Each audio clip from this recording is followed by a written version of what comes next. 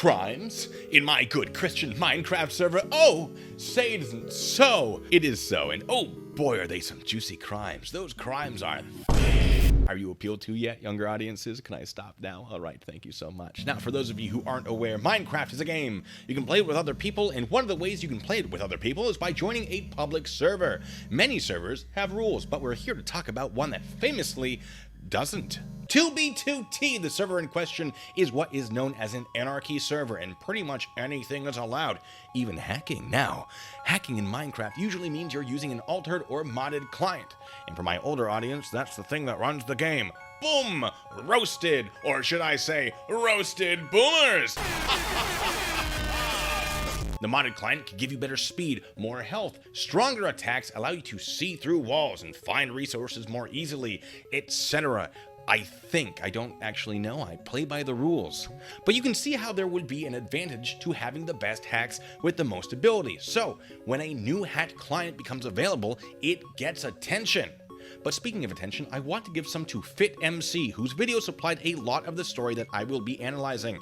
I don't know how it came across my feed, but I'm glad it did. It was a great video with great information. So, a new client came out, and someone very quickly gained the source code using a Discord token hack, which is malware or malicious software that steals the login and server information of accounts in Discord, a popular online communication application. Despite what some people on Reddit would have you think, that hack is almost certainly a federal crime and violates 18 U.S.C. 1030.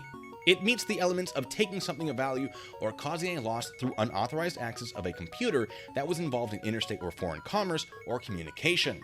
It also almost certainly violates the law of whatever state the hack has occurred in, and absolutely violates the terms of service of Discord.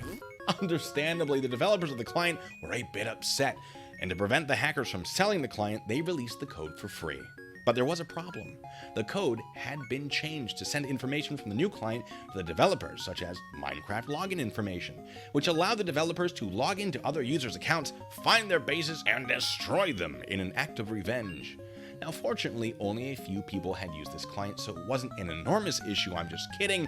It was used by at least 4,000 people. But the insanity doesn't stop there. The code was also written in such a way that it had the ability to give the developers access to information stored in Google Chrome, such as credit card numbers, bank account login information. Starting to get an idea of how serious this is, perhaps? Yeah, it's kinda nuts. Now, sure, the information is encrypted, but that encrypted information would still be possessed by the developers, and if it is possible to decrypt it, then this also violates 18 U.S.C. 1030, since computers communicating over state or international borders had information stolen from them that had value due to unauthorized access.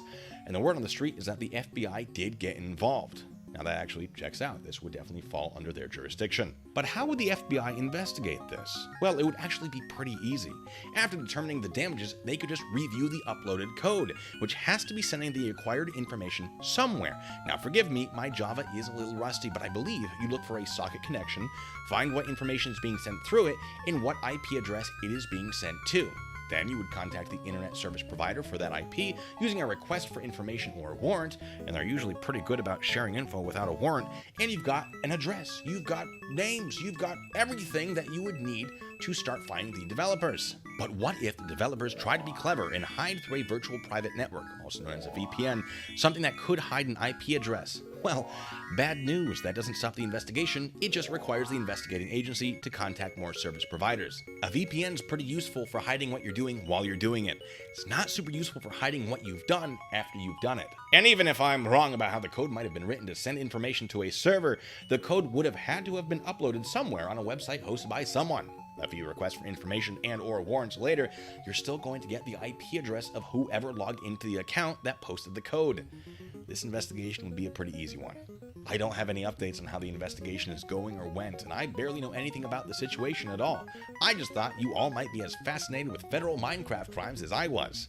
If you enjoyed this video, please consider subscribing. Hit the like button to let me know to do more videos like this. Comment your questions down below.